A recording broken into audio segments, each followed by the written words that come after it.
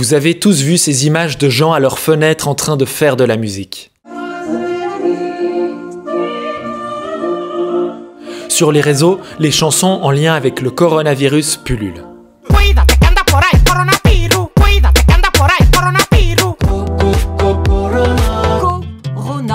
Petit virus de Chine. Coronavirus is coming.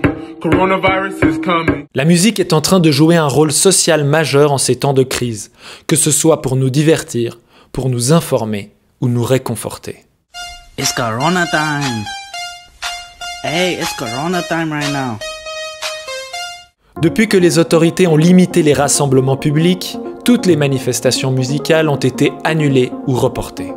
En Suisse, le QI Jazz ou le festival Voix de Fête n'ont pas pu avoir lieu.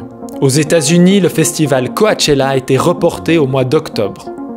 D'autres annulations sont à attendre si la pandémie se poursuit, ce qui devrait avoir un impact durable sur l'industrie du spectacle. Dans le milieu de la culture, assurément, c'est une déflagration qui dévaste tout sur son passage. Vincent Saguer est directeur de Opus One, un des principaux organisateurs d'événements en Suisse. On a des dizaines de concerts annulés, on a plus de spectateurs, personne n'achète des billets. Tout le monde s'interroge sur la possibilité ou non d'avoir des festivals cet été. À savoir si cette crise va changer les choses. Aujourd'hui, elle va mettre en péril des pans entiers de cette économie. Donc les cicatrices, elles seront sans doute longues à penser et je pense que ça ne marchera pas sans de l'aide. Déjà, les musiciens et les salles de concert s'adaptent. Certains font des concerts depuis chez eux, comme M. Voilà, on va vous proposer un petit moment de poésie dans ces instants un peu troubles. Clamal, bonobo, pas peu fier, en somme. Le Metropolitan Opera à New York offre ses opéras en streaming.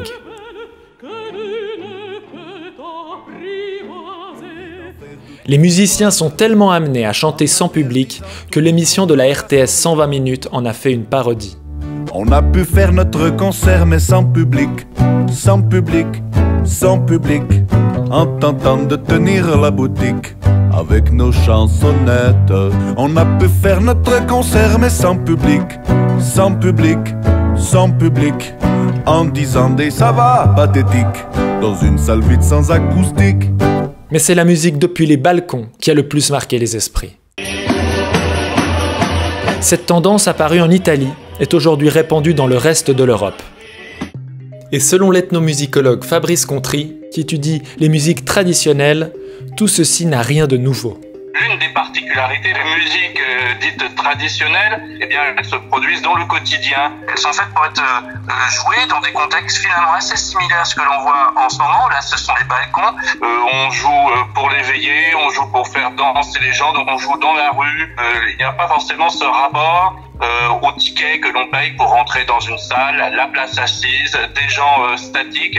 Et elles sont surtout faites par rapport à ces contextes pour partager, pour échanger avec l'autre, donc il y a une convivialité. Sur les réseaux, le hashtag Songs of Comfort rassemble toutes les musiques en ligne qui ont pour but de réconforter les gens dans ces moments difficiles.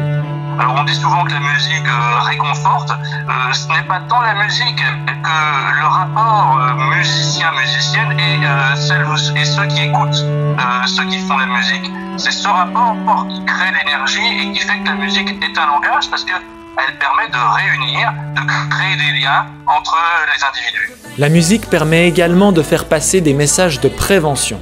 Au Vietnam, le ministère de la Santé a réinterprété un hit de V-pop pour en faire une chanson de prévention.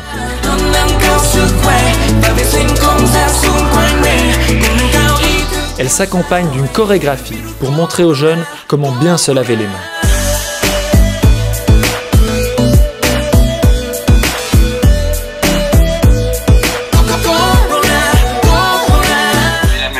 Aussi est très souvent une sorte d'adjuvant, c'est-à-dire qu'elle sert à quelque chose d'autre que simplement la gustation du son. Parlons par exemple des contes africains.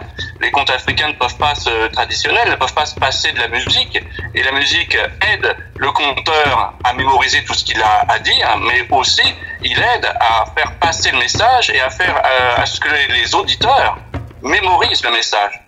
Sur TikTok toujours, La chanson du rappeur Lil Nix, Coronavirus, est devenue virale, avec une chorégraphie qui intègre le geste d'éternuement dans le coude.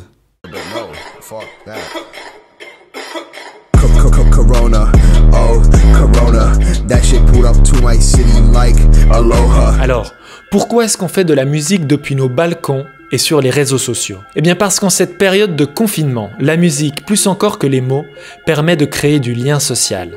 Une note réjouissante qui ne doit pas éclipser la situation financière difficile que traversent tous les professionnels du milieu.